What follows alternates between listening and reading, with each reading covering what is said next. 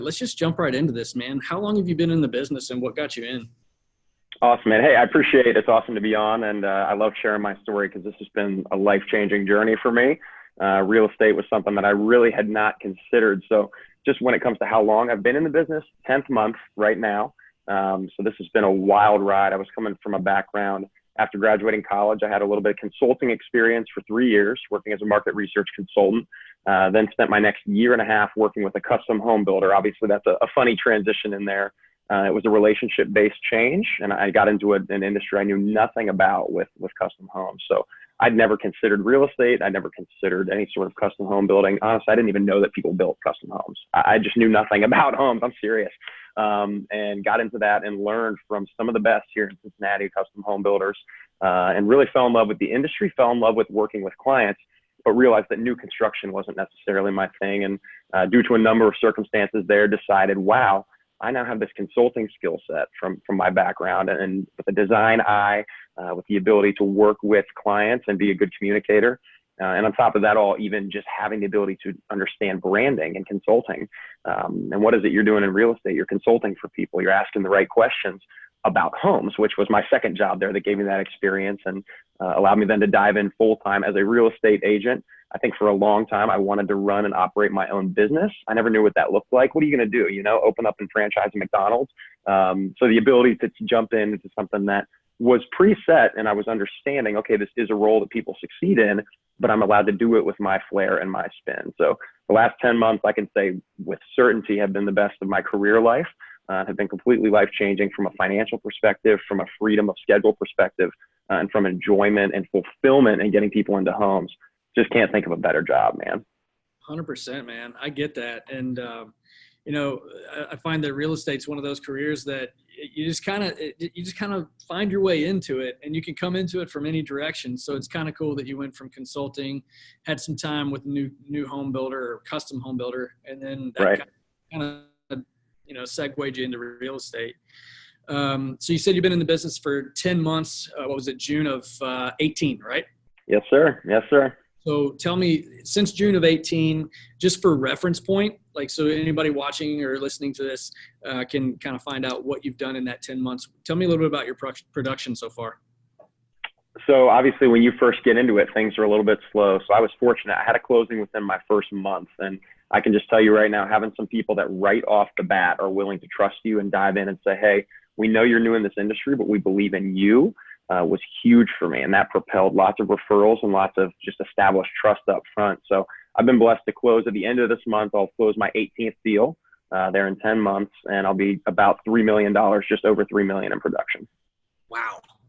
So looking back on the first 10 months, if you were on day one right now, looking forward, would you believe that you could have done that? Oh my goodness. And I met you very early on here at Keller Williams, Aaron, and we talked, and you remember kind of my financial situation coming from where I was, and I was in a spot where success was necessary.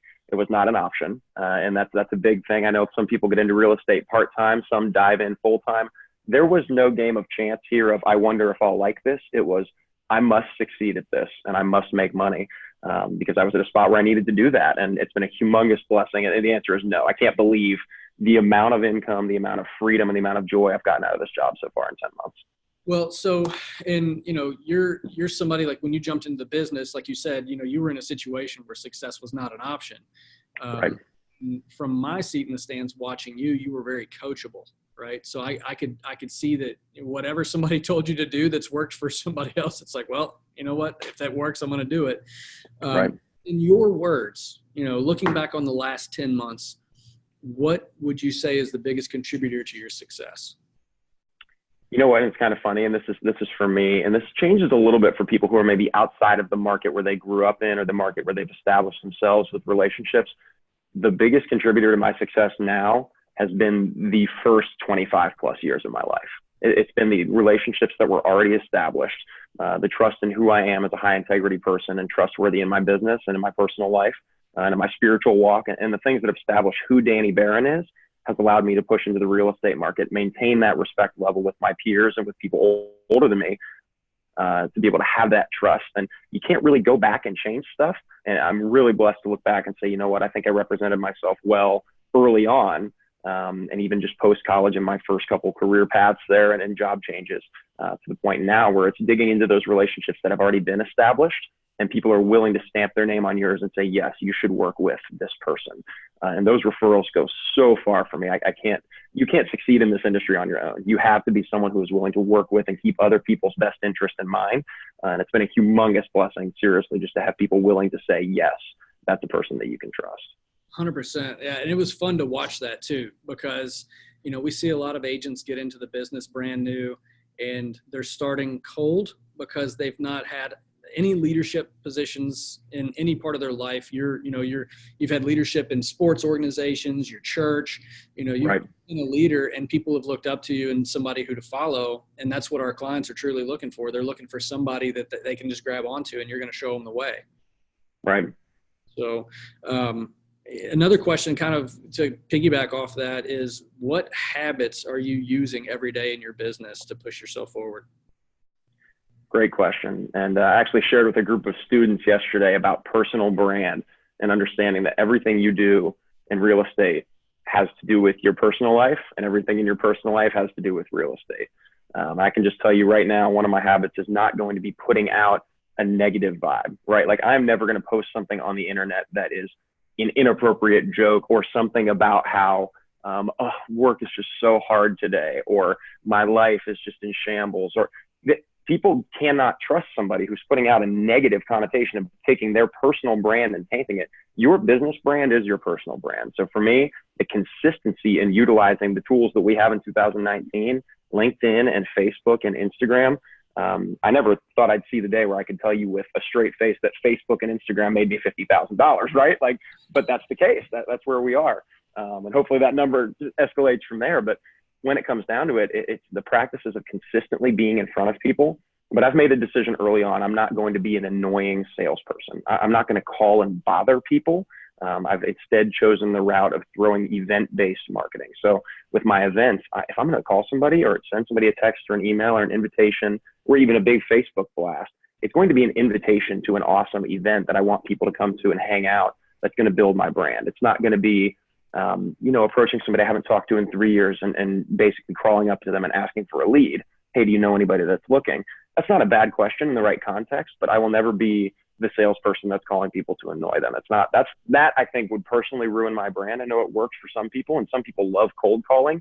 That hasn't been my expertise. And with my network here in Cincinnati, I've really tried to dive into the things that have worked and that play well to my strengths. So that's going to look different for every realtor and everybody getting in the business. Absolutely. And so you talked about personal brand, and you also mentioned that you do some events. So yeah, you did some things early on in your career that were there, because early on in your career, you have one job, and that's to let everybody, you don't have to ask for business annoyingly. You have to let everybody know you're in the business and then create the brand and then provide the platform for them to come to you. Right. So tell me what you did, and in a nutshell, what did you do? And then now what is your events are kind of your thing, right? So talk about that. Okay. So if you're getting into real estate or you're thinking about it and you're getting in and taking those classes, if you aren't already getting your portraits done and thinking about what your first marketing pleas are going to do, you're behind. I mean, you are absolutely behind. You can't wait until day one of getting your license to get in real estate and think, then I'm going to figure out how I'm going to tell people. I had my Facebook, call it my coming out party in real estate, typed up 2 months before I was ever licensed of exactly what I was going to say. And then what I was going to write a week later and the photo I was going to share with that. I had my portraits done. I had a kickoff launch party planned and then fully released that with a big marketing plan. And so just the initial Facebook blast, the amount of outreach from people in my life was astonishing. And then I released a video. So I did about a 2.5 minute profile video that's now attached to every email I send. It's on YouTube. I've had people from out of town find it on YouTube to reach out, investors to work with me. It's an awesome way to introduce myself. In 2019, right, we had this video platform and capability. So I actually did a giveaway on Facebook. I bought a couple Amazon gift cards, I think $175 separate gift cards, and then 4 Starbucks gift cards, and said, hey, if you share this video and tag 3 friends, and feel free to type in something nice about me when you share the video, you'll be entered for a giveaway. And I had over 100 people share this video, 6,500 views on Facebook. Every single Facebook friend that I had, somebody shared it to algorithmically get this to them, where everybody in my life immediately knew, oh, wow, Danny Barron switched into real estate and he's an agent. And if I need anything, I can call him. And the professional quality of that video was really important to the personal brand aspect and knowing people in my life that could put that together. SDG Media, my boy Mark Brad, has been a blessing, just God sent to help me with that kind of stuff. But releasing that and seeing the outpouring of that. And dude, this is where it all came together for me. People didn't just share the video. They wrote paragraphs about why I am the best person that walks on this planet. And I was just blown away. Like, I don't deserve any of that, those accolades and that praise. And I'm blessed to have gotten that. But in the end, it's people that I've loved on and they've loved on me for years. And then when I was in a spot where I needed them to help promote what I was doing, people were just readily jumping in to help out with that. And you cannot do this business on your own. You can't be a conceited fool jumping into this and thinking you can pull yourself up. It's about the connections that you have and the people that are willing to put themselves out there for you.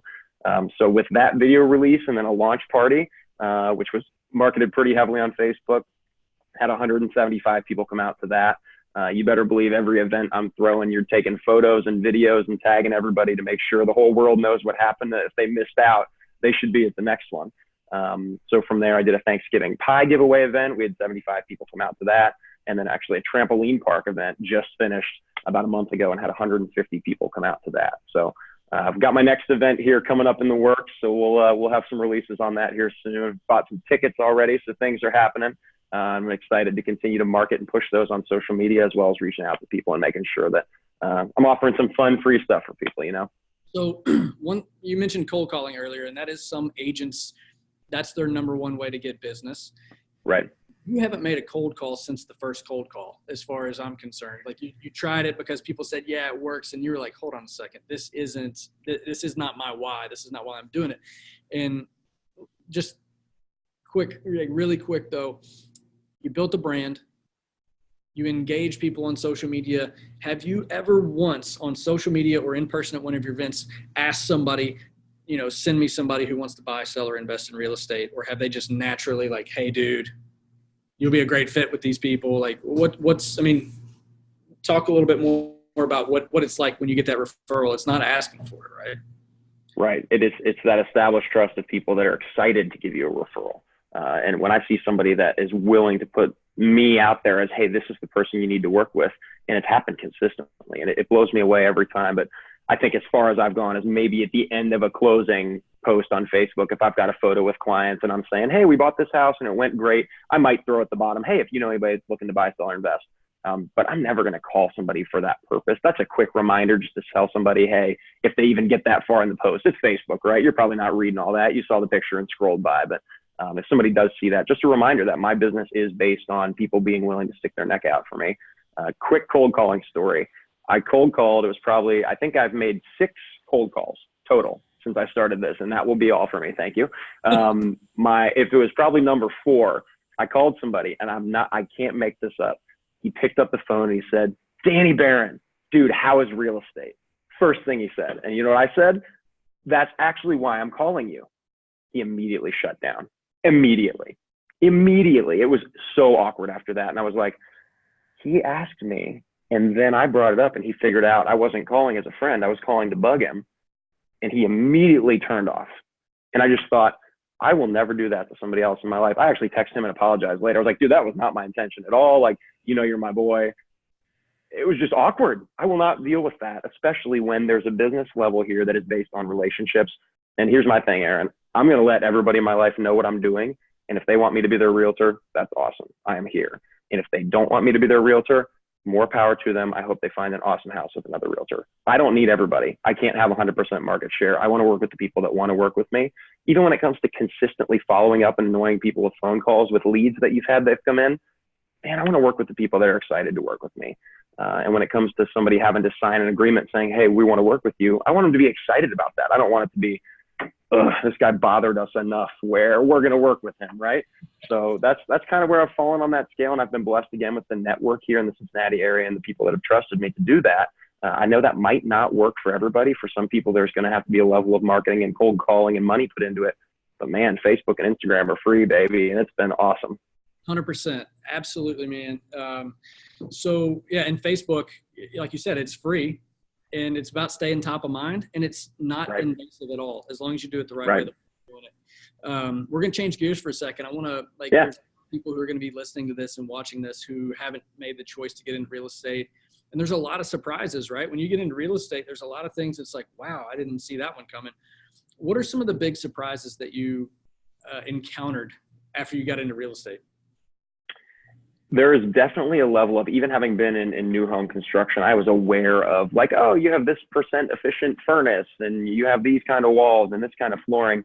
It's a different ballgame when you're looking at older houses, because your boy stepped into this with no knowledge of electrical or furnace and HVAC work or foundation repairs and the things that I have to keep my eyes open for now. I tell people, I'm not trying to walk in and sell them on a stunner kitchen. The stunner kitchen sells itself. I'm going to walk in with my friends and family that I'm representing and point out the problems. I want them to know if this roof is old. I want them to know if the HVAC system is going to need a home warranty or if it's going to be over 20 years old, past its expected life expectancy. And you're thinking, this might shut down on you guys. And that's something I need you to think about before you buy this house. So my gear has shifted from, instead of a salesperson, when you're working with me, I am a service person. And I'm going to give it to you straight, because guess what? If my friends from church move into that house and that house is a bum and within a couple of years is flooding and causing them issues, I'm not going to sleep well at night. So I would rather them know that up front and get a full inspection report. And that's just some of the stuff I didn't really know getting into this. And it's been awesome to obviously learn and grow in some of those home aspects. I still can't go out and build a house, Aaron. I don't know about you. Most realtors in Cincinnati probably can't. But when it comes down to it, understanding and knowing that knowledge to be able to present to my clients has been huge. And you really, once you get into it, you need to start attending inspections and hearing from your inspectors and other agents. You kind of learn as you go. There's no way to fully prepare for that, but it's going to be more about the house which seems obvious. If you're a realtor, you need to know about houses, but more so than you realize, you're going to need to know those ins and outs to protect your clients. And that's what matters. Absolutely.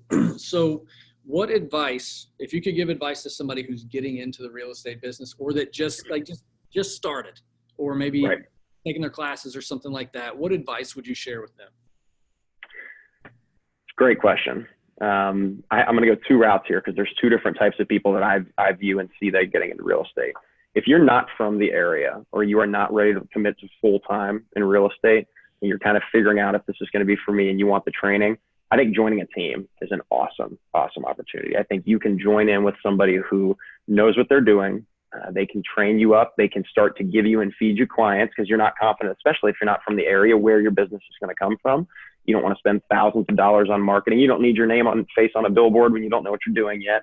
There's a lot of different thoughts that go into how am I going to get clients. So joining a team is an awesome way up front, that if you have a person that's in charge of that team, bringing in lots of leads and handing them to you, what better way to get into the game and practice and learn? If you're someone like me who knows that you're getting into this thing and you're going for it and you're qualified and you're going to make it work, and you're connected in the area, you feel like your sphere of influence is going to allow you and propel you to do well, I think starting it out as an individual agent is an awesome idea. And I actually pictured myself, when I had first talked to people, joining a team at first, because I thought, well, I need to know what I'm doing and learn. Keller Williams, man, has the best training in the world. And I jumped in here and didn't know, well, look at that. I jumped in here and had no idea what I was going to need to learn or to what level. And the coaching here and the opportunities within Keller Williams enabled me as an individual agent to basically have all of the mentorship and coaching I needed to be essentially on a team. But I knew I could produce my own clients. I was pretty excited to get in and know that I believed people would work with me. And that was where my marketing aspect and my branding background came in.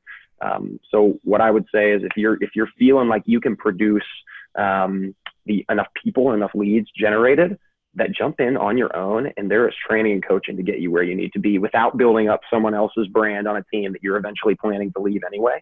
And then sometimes, man, it's just a personality difference. If you just want to have a good time and show houses, join a team. If you want to build an enterprise and have a limitless, ceilingless business, get in it by yourself and give this thing a go.